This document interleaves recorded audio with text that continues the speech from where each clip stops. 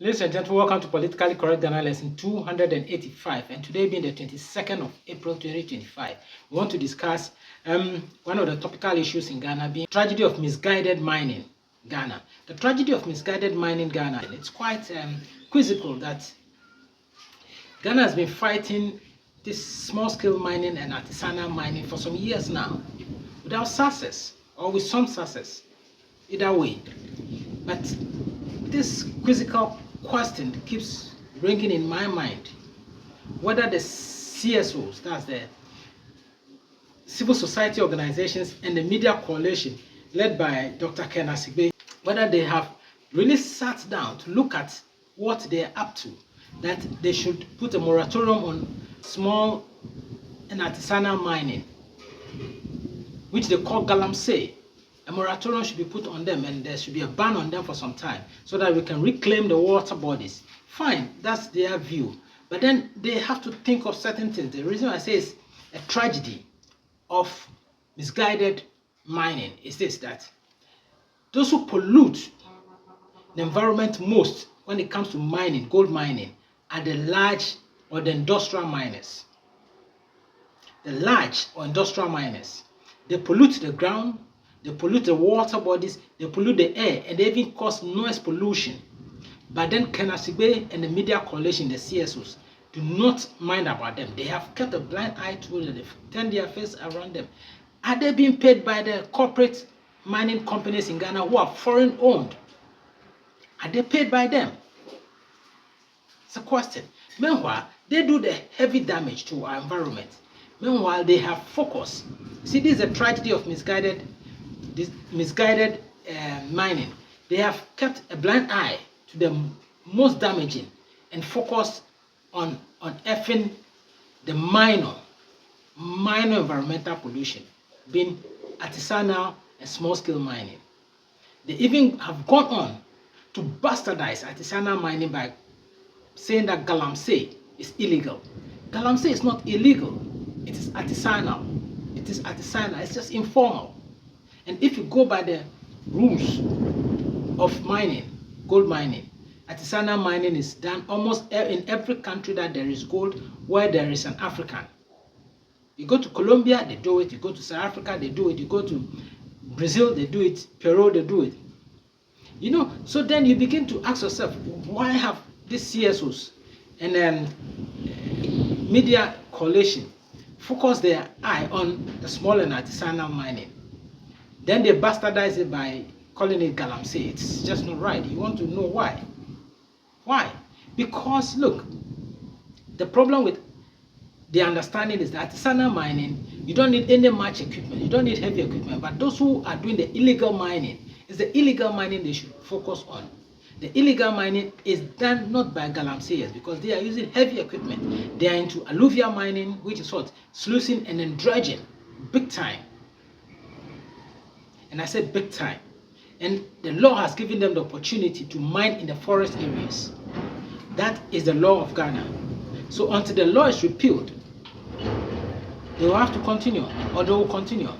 That notwithstanding, the law has no provision for mining on water bodies.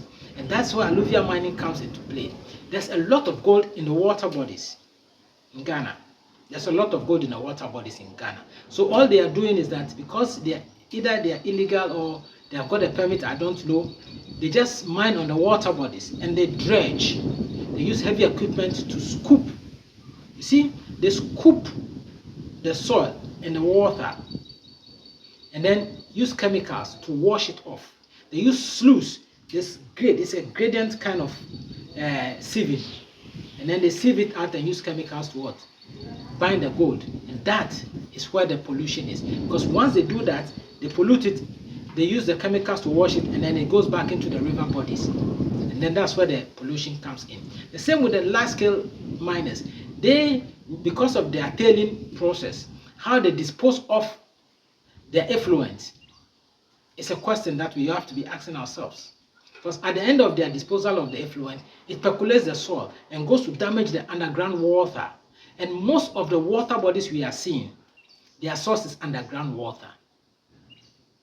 The chemical effluent that the large-scale enterprises, the large-scale mining companies, the Newmont, the Anglo Gold, the Ashanti Gold Mines, and Adamsu, one of them, gold mines in Ghana. The effluent, their tailings, percolates into the underground river, the aquifers, and then it comes to surface, and that's what we see. So at the end of the day, the large scale are damaging more. The large scale use dynamite for the underground mining, and when they use the underground, they shake the ecological system. The rocks change positions. We don't complain about that. The noise they make, we think it's okay. The pollution that comes out of that dynamite or cluster of bombs that they use, we say it's okay. But we are so much concerned about Galamsey. Where Galamsey is panning. Galamsey is nothing but panning. All they do is that they don't use any chemical. The person just goes under the water, uses the sieve, scoop the soil in the water, and then use the water to sieve it, and then takes his gold and goes away to sell. It's like what you're complaining about. So then you mean that Kenasibe and the CSOs and the media coalition, let me ask you this question. You mean that the foreigners, that's the large companies or the industrial companies, should come to Ghana, take all our gold away, pay us just our taxes 25% or so, and our royalties 10% or so.